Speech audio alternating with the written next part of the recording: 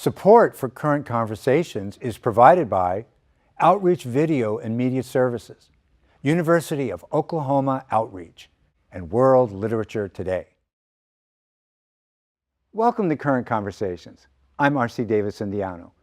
On the show today, we'll be talking about the challenges that men face when dealing with the complex social issues of our time.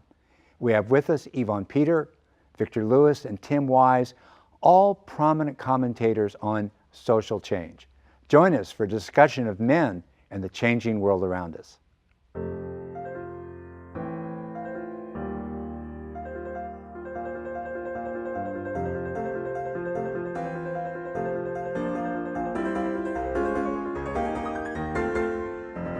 Victor Lewis, welcome to Current Conversations. It's great having you on the show.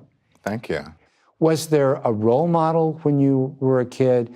Was there a central experience that made you think, oh yes, I can move things in the right direction. I can be effective in this area? Because most people don't make the decisions that you've made. Martin Luther King was the first. Okay. My human superhero role model. I remember reading the photo essay on Selma to Montgomery March, maybe in Look magazine, 1960-something. And I saw this man who was described as a reverend, as a doctor, and then he had all these names, Martin Luther King, and he was a junior. I didn't know what any of those things meant. And but there was a sense of purpose and determination in his face and in the face of the people that were marching with him. I thought, wherever that is, that's what I want to do with my life. So he inspired you to do the work that you're doing. Yeah, I didn't even know what it was, but I could feel the conviction that he was committed to something that was beyond self-interest, and that seemed right to me. Yeah, that's a good description of it. The other thing that really supported me in that regard is superhero comic books. Here you have Marvel or DC? Marvel, of course. Okay. Right? Yeah, these people are complicated. You know, they've got problems. That's why I could relate to them. You know, I thought the DC characters are kind of flat, but the Marvel characters typically had a fatal flaw or some wound that they were trying to work out, even as they're trying to do good in a world that doesn't understand them and will, in fact, maybe persecute them because they're different. And so you have all of these heroes still trying to live a principled life and be in solidarity with the people who are persecuting them. And I saw an analogy between what they were doing and experiencing and what Martin and the Civil Rights Movement were doing and experiencing. I like that. Martin Luther King and Marvel Comics. Oh, yeah. I got more from those two sources about how to live and be the kind of person that I want to be than I did from home training, from school. And I went to Catholic school and lots of church stuff. None of that came close to being as beneficial as a little dollop of King and a whole lot of comic books. Let me ask you a little more pointed question, since we're at the National Conference on Race and Ethnicity. You could argue, a lot of people say this, and I think I would say it, there doesn't seem to be a very meaningful national conversation about race. You know, there are conversations about race, but not ones that seem to go anywhere. And yet it's hard to argue with the fact that there's very little we need to talk about more than race and the impact of racism in America. Why does that national conversation not happen more effectively in America? Because I think there is a disconnect between our notions of ourselves as the cultural leaders of the free world and the legacy of genocide of indigenous people, the fact that we could not be free, as we call the United States vision of freedom, without that genocide, and that we could not have the land of the free that is sung about in our patriotic hymns without slavery. And that the dual original sins of America, slavery and and Indian removal. And this notion of, that we are one nation under God, indivisible, well, the Civil War and the fact that it was our bloodiest war, with hundreds of thousands dead on our own soil, at our own hands. 90% would not come off the field of battle. It was just overwhelming. So we are indeed divisible. Mm-hmm. But so to reconcile our history with our potential means to have a level of honesty. So are there just too many illusions that we just don't want to knock over, basically having to do with white privilege, and just a lack of recognition of some of the realities, particularly about indigenous people that you're talking about? Race is a third rail, and I think that the guilt, shame of white people, the resentment and despair of peoples of color, collude or collide to keep us locked in a battle that we can't win. Because race itself is a fiction, there can be no dominant fiction here. That it's a biological fiction and a sociological fact, but white people can't admit they're racist, but on the other hand, can't stop being racist. Yeah, and I would say that heretically, there's no such thing as a racist.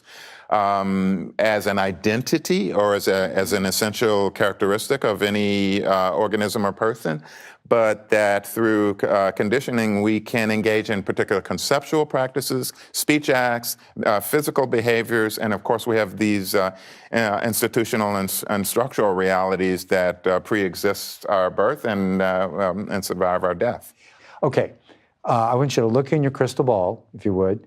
And I know this is not always an easy thing to do. 10 years down the road, tell us something that you see or that you think you see that could affect racial equity or could affect the culture in connection with race, positive or negative, that you tend to think is going to happen roughly 10 years down the road. I see a movement. The future of what we call social justice or diversity education will move beyond identities, move beyond identity of the marginalized and the dominant groups being allies and all this business too complicated. We will have a movement of freedom fighters who will stand for social justice as bodies in the body of the world, standing in the world, for the world, on behalf of the regenerative possibilities and the beauty of the whole world, and not just for any particular nation, race, class, caste, or gender. So basically, we're going to get rid of this destructive notion of race. It hasn't ever honestly done anybody any good. I believe in some ways identity politics is patterned after the original identity politics of white supremacy, and that the reason it hasn't worked as well as we would have liked and how the alt-right can come back and claim that they're doing identity politics is because they always were. It never went away. It never went away, and we borrowed a bad idea from them in order to intervene in a system, and only now are beginning to discover its limits and how it can be bankrupt. Here's the interview with Evon Peter.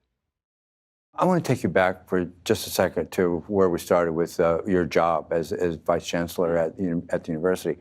Very few indigenous administrators there. You know, you're not the first, but it's still, you know, new territory for this. Couldn't have been a cakewalk. You know, it had to be difficult, white bureaucracy. And then what you described earlier, being in terrible situations where, you know, you were being stripped of culture and so on, that just had to be soul-crushing. What did you draw from? Was there a role model? Was there a crystallizing experience? I mean, somehow you weren't crushed. You don't seem crushed. You're an effective administrator. You're a powerful person in that bureaucracy. Where did that come from in you? Well, this goes back to my story of coming from the village to the city, being a high school dropout. Yeah. getting caught up in drugs and alcohol, like many of the young Native men and other people of color that lived in the neighborhood that pulls a lot of people under, that we but it came didn't from. And there was one day that I had this major breakdown moment. I was pouring tears at a party, and one of my cousins said, "What is going on? Like, why are you're having this major breakdown?" You know, it was one of those deep crying where you barely can breathe, you're sobbing so hard. And what came out of me was a lot of pain. And I realized that I was carrying a deep sense of pain, loss, and suffering. And I came to realize over that next 6 months from that moment that there was substantial disparities that existed in the world around us, and that the experiences I had and that our people were having were rooted in some kind of a historical context. And I also realized that I have an ability to change that situation for myself and for my family, is the way I thought initially. And I thought, you know, I don't want my kids to have to feel the pain and the experience that I've had to go through in this lifetime, or that I didn't really know at that time actually everything that my mother had been through. And so I told myself right about the time I was 16, turning 17, that I made a commitment, a personal commitment that was, I know this is going to be a hard journey, but I want to face the truth, go through whatever I have to go through to heal as a person, and work to change the situation that I was facing and I saw many of our people facing. And so that actually led me to go to college, argue my way in. Took me about 8 times. It was funny because it was actually a Pacific Islander acceptance officer who brought me in and closed the door at one point in time finally and said, "Hey, look," he said, "Look, brother," he said, "if you put as much work into college as you do, coming into here arguing with us to let you in, I think you might be able to make it." And he said, "So I'll tell you what, you take a practice ACT and score at least as at the level of our average freshman, and it's an open access enrollment university, so we let in a lot of people of different backgrounds, academic backgrounds, and you promised me to get your GED in your first semester of college." He said, "I'll give you a chance." I said, "All right, let's do it." And so he gave me a chance, and ever since that day, which was quite a while ago now, over 24 years ago, I have been giving it my all to understand the history, the context, the experience that our people have gone through. And as I've discovered and learned about the experiences that our people have had to move through and are currently moving through, have found myself invited into positions like the one I'm in today to help affect institutional change and to address systemic issues that are really still, to this day, perpetuating a lot of the colonial mentalities and approaches to engaging with indigenous peoples. You know, for many of our people, it's like we have to deny some part of who we are in order to succeed in the Western academic system, and it should not have to be that way. And so that means that our institutions have to change. So I mean, the high school graduation rate out of the school district from the village area that I come from is 41%. The graduation rate, high school graduation rate for Alaska Natives across our state is 61%. And I don't believe it's because our people aren't intelligent and can't succeed in education. It's because the education system is failing our people. It is not reflective or relevant of our culture, our identity, who we are, our languages. And so we have a big job to do in our generation, you know, and that's also, and a large piece of that work is at the post-secondary level. My guess is that I'm going to project something, and you can tell me if this is correct, that you're probably a little bit sensitive on the issue of somebody saying, well, look at Vice Chancellor Peter, when you lean forward, you know, you apply yourself, you know, you can make it. It's just really about dedication. And, you know, would it be a fair statement to say, you're a very strong person, and, you know, probably any circumstance you were in, you were going to break through. But generally, people need support. I mean, anybody does. They need resources and so on. So, you know, my guess is you're probably a little sensitive about being pointed to as, well, if people want to make it, you know, they can.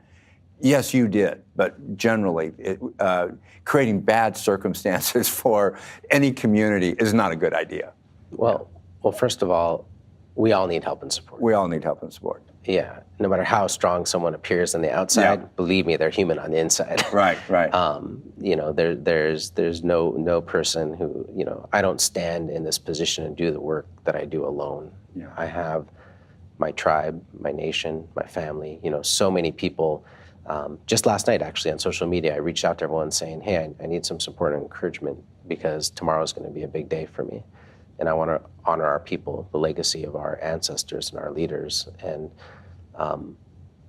that's what I aspire to do in my lifetime. And so I think that, for many generations of our people have had to do what we've had to do to continue to be here and retain our identity and who we are as Indigenous people.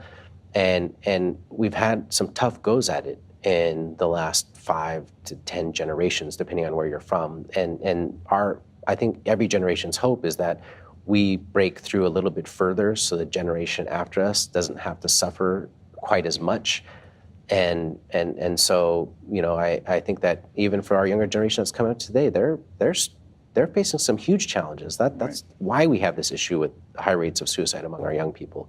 They're caught in a very complicated world that they're facing, and a lot of the intergenerational traumas and impacts of colonization, assimilation are still there. So I think that it's the work that we have to do. And now a very special discussion with Tim Wise. I think a lot of people would put you as a worker for social justice in connection with race. It's kind of a general umbrella. Do you have a working definition for social justice that kind of drives you, the one that just your way of looking at it? I don't know that I have a working definition per se. I have a conception in my head of what I think of. To me, social justice means the creation of a society where delineations of race and gender and sexuality and class do not come with a clear division of opportunity and power. Obviously, those divisions will exist, those terms will exist, those concepts will exist, but they should not correlate with who has more and who has less. There should be no necessary relationship between color of skin, between gender and what kinds of chromosomes you have, or what your religion is, for instance, or your sexuality, and the power, access, opportunity, resources that you possess. So you're not talking about distribution of wealth, particularly. You're talking about social access. Well, I think part of equity, it. I think wealth is part of it, but wealth is one piece. There is access. There's also, to me, it's about the ability to exercise self-determination and autonomy. And I think the problem that we have in this country right now is that people who are working class and lower income, people who are of color, folks who are LGBTQ, women as women, are oftentimes not only have less wealth, but they also have less ability to exercise self-determination. Communities are not able, for instance, to decide who's going to teach their children in schools, where if you don't understand working class community and community of color, you're not going to know how to relate to kids. They don't have the choice of who's going to police their streets. And so if you're in a lower income black community and all the cops are white and live in the suburbs and they have no connection to you and you don't have any way to control that, you don't get to choose who are the cops. Or I was thinking, that's a problem. Or control the quality of water in your community. Like Flint, right? Yeah. I mean, you don't have the ability to determine where your water is going to come from, if you're going to have food deserts or access to healthy nutrition. So to me, wealth is a piece of it, because wealth will, or access to money, will help you do those things better. But it's also about who controls the decisions. And I think we have to really think about ways to put more power in the hands of local communities and individuals, rather than simply thinking of it as a money thing. It's also about who decides, who teaches, who decides, who polices, that kind of thing. To be somebody who has given his life to thinking about these issues and articulating them for other people and really being kind of a leader, I think it's what people used to call a calling, in a religious context. Was there a moment in your education or growing up, a clarifying, crystallizing experience or a role model, somebody who, or some situation that conveyed to you, yes, things could be changed. Yes, I could make a difference. Yes, this could be me who does this work. I don't know that there were moments that told me that I could necessarily make a difference, but I certainly know that there were a number of moments along the way that raised my awareness of the problem.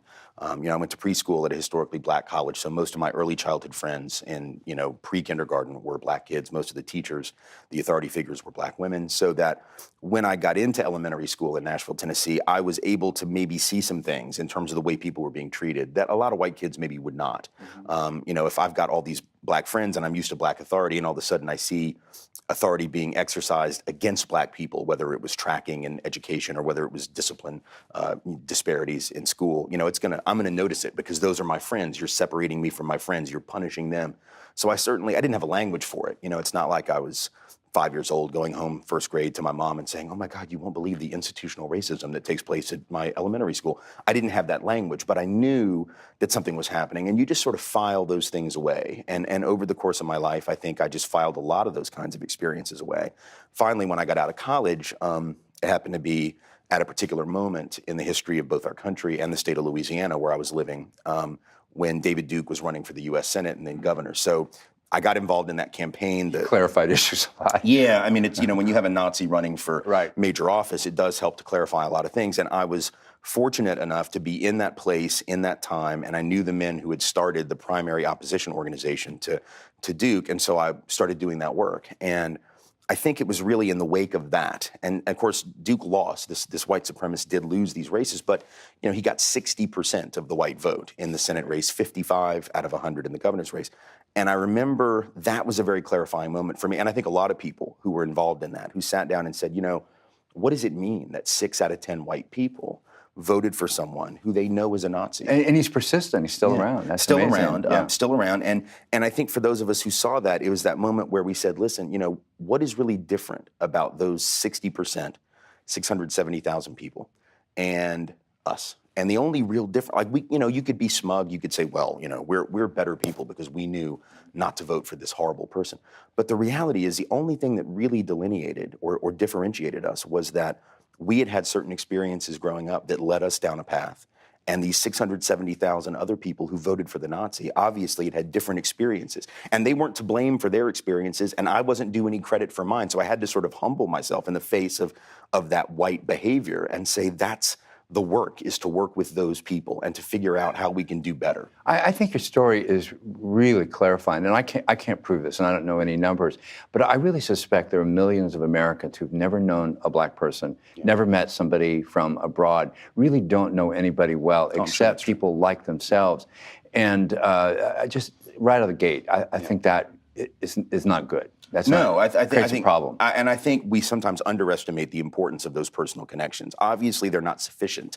The fact that I went to a black preschool was not going to make me into an activist and an anti-racism educator. The fact that I grew up in a progressive home, that wasn't going to be enough. But I do think that if you don't have those experiences, if you don't have those connections, the odds of you really developing a deep sensibility around this stuff is pretty slim. You might have a surface level. You might have a level that says, oh, I know I should treat people fairly. But, as far as actually having to do that, it's one thing to say it. It's quite another to actually figure out how to practice it. And I think that's where the personal relationships come in.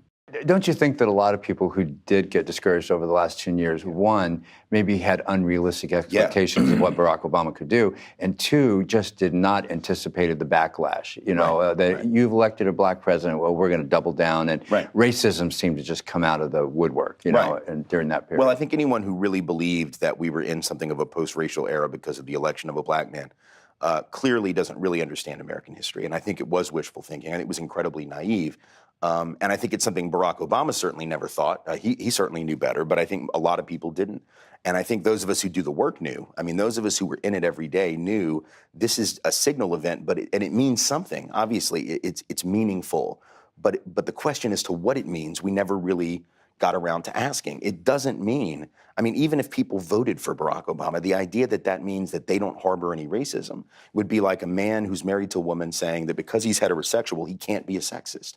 It's absurd, right? Obviously, men can be sexist even if they date, sleep with, and marry women, and that's a lot more intimate than who you vote for. But the idea that somehow, well, I voted for Barack Obama, it became sort of the, I have a black friend of this. This was my black friend of the 21st century kind of argument, and it doesn't mean anything, obviously, systemically. Well, you're making a point that some really young people, activists have been on this show recently, have said that your generation, really looking at me and I'm older than you are, you make too much of voting, as if that's the way to be involved. There's so many other ways to have impact, and don't overvalue that. And I think voting's a tactic. It's a tactic just like anything, and I don't want to undersell it or oversell it. It's important. Who is in power does matter, and anyone who says that it doesn't is, I think, almost cynical to a point of uselessness, right? If you actually say, well, if voting, I've seen the bumper stickers, I'm sure you have, if voting changed anything, it would be illegal. Well, that's very pithy. It looks very cute on the back of your car. But the reality is, if voting didn't matter at all, they wouldn't be trying so hard to keep people from doing it, right? There are a lot of people in this country that are working overtime to make sure they don't vote. So obviously, somebody knows that it matters. The question is, how much weight do we put on it? It's just one tactic, and it can be an important one, but it's not any more important than 10 or 15 other tactics. Why don't we have that leadership? Why don't we have bold, courageous folks who are willing to break some of the barriers you're talking about and help the rest of us see that we could go that way? Well, I think the problem is those who are leaders, whether we're talking about political leaders, business leaders, civic leaders, they've been educated or miseducated in the same system that the rest of us have been. So frankly, a lot of our quote unquote leaders don't know any more about this stuff than the average person on the street. They might have a little bit more technical knowledge, but for the most part, they're in the dark as well. And I think we don't have a lot of folks who really at that level understand or really know what to do about systemic inequality any more than the average person I could go up to in a cafe or something and ask. Where do you think social justice comes into your work most directly? I mean, do you have a sense that here it is, now we're doing it? Well, I mean, obviously, when I'm meeting with people around the country, and I speak on campuses, I speak in communities, when I'm actually having to sit down and strategize, it's one thing to get up and give a talk, and obviously a lot of my work is just giving a lecture and then I'm out the door the next day. Mm-hmm. But a lot of it also is sitting down and talking with people who are in the work, in their communities, and trying to figure out, how do we strategize around issues of racial justice or whatever we're talking about? And I think that's where it really gets deep, is when you start talking about practically what are we going to do in this community or on this campus to deal with whatever's going on. It could be overt racism, it could be institutional inequality, whatever it is that they're working on. To me, that's where the work gets really significant. Yeah, in the academic world that I come from, people have a lot of knowledge about what's going on, but they very often don't get to the step you're describing. What do we do? What are the action steps? I think that's true. And I think that's one of the reasons I wasn't really attracted to academia, that and the fact that I just, didn't want to go any further into debt. So it was partly that once I got out of college, I was like, I'm done, I'm not doing grad school. But I wanted to contribute in some way. And so part of what I do and what I think a lot of us who do the work that I do is we try to distill the work of academics, take all this great work that they're doing around race, whether it's on issues of subconscious bias or, systemic racism, racist frames like Joe Fagan talks about it at A&M, and make it accessible to people, right? So you take academic language, which sometimes is not accessible, and you try to break it down for the community. You try to make it accessible to people where they can use it and utilize it in terms of trying to make their world better. Thank you so much for being with us. Check us out on Facebook, Twitter, and Instagram. Join us next time for more current conversations.